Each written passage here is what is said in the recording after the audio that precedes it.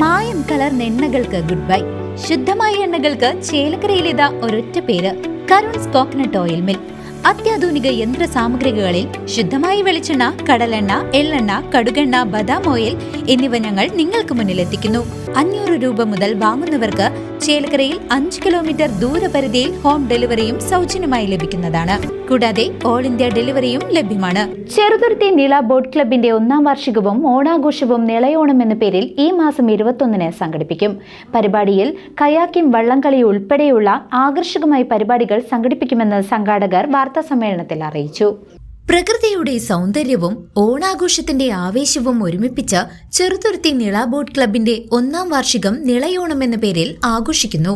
ഈ മാസം 21-ന് നിളയുടെ മനോഹരമായ തീരത്തരങ്ങേറുന്ന ഈ ആഘോഷം സഞ്ചാരികൾക്കും കലാസ്നേഹികൾക്കും ഒരുപോലെ അവിസ്മരണീയമായ അനുഭവമാകും. രാവിലെ ഒരു ഉദ്ഘാടന സമ്മേളനം, രാവിലത്തെ ഉദ്ഘാടന സമ്മേളനം എന്ന് പറയുന്നത് ഈ 1ാം വാർഷികത്തിന്റെ ഉദ്ഘാടന സമ്മേളനം, ഓണാഘോഷത്തിന്റെ ഉദ്ഘാടന സമ്മേളനം കൂടി പ്രദീപേട്ടൻ MLA ആണ് നിർവഹിക്കാമെന്ന് സമ്മതിച്ചിട്ടുള്ളത്. നമ്മൾ ഒരുപാട് വലിയ പ്രസംഗങ്ങളോ ആശംസകളോ ഒക്കെ വെച്ച് നീട്ടാതെ അത് പെട്ടെന്ന് വൈൻഡപ്പ് ചെയ്തതിനു ശേഷം കലാവിരുന്നിലേക്ക് പോകും. രാവിലെ കൈകൊട്ടിക്കളികളുണ്ട്. അതിനുശേഷം ഉച്ചയ്ക്ക് ശേഷം ഡക്കപ്പെരുക്കെന്ന് പറയുന്ന 5 ഇടയ്ക്കകൾ നിരത്തി വെച്ചുള്ള ഇടയ്ക്കയുടെ മാത്രം ഫ്യൂഷനുണ്ട്, വയലിൻ ഫ്യൂഷനുണ്ട്.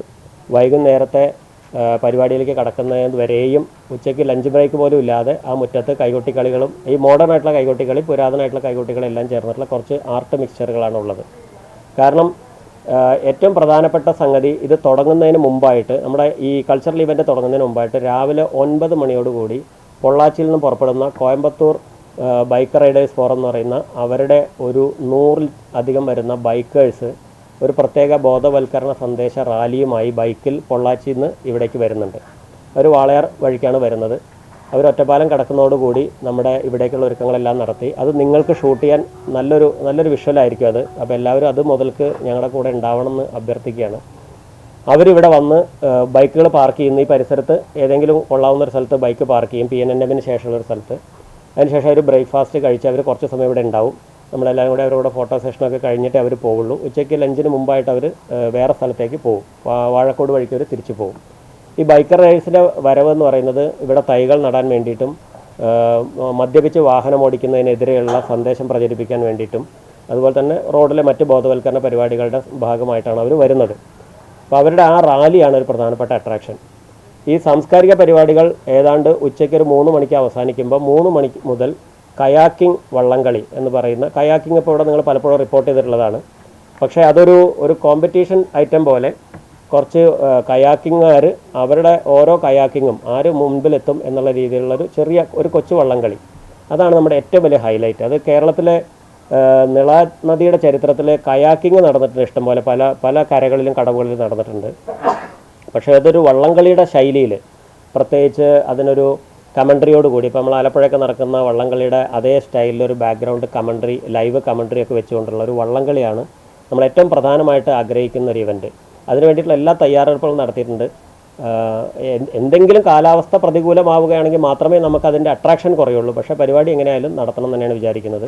അത് 3 മണി മുതൽ 5 മണിക്കുള്ളിൽ അത് വൈൻഡപ്പായി അതിനുശേഷം നടക്കുന്ന സമാപന സമ്മേളനത്തിൽ വെച്ച് നമ്മുടെ MP രാധാകൃഷ്ണേട്ടൻ നമ്മുടെ സമാപന സമ്മേളനം ഉദ്ഘാടനം ചെയ്യാൻ സമ്മതിച്ചിട്ടുണ്ട്.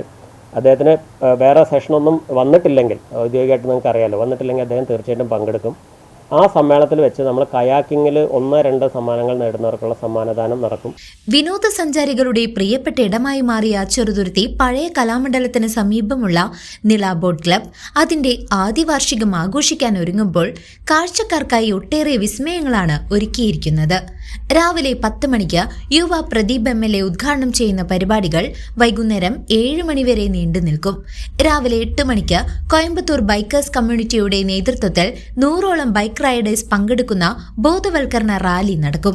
എന്നാൽ നിളയോണത്തിലെ ഏറ്റവും വലിയ ഹൈലൈറ്റ് നിളയുടെ ചരിത്രത്തിൽ ആദ്യമായി നടക്കുന്ന കയാക്കിംഗ് വള്ളംകളിയാണ്.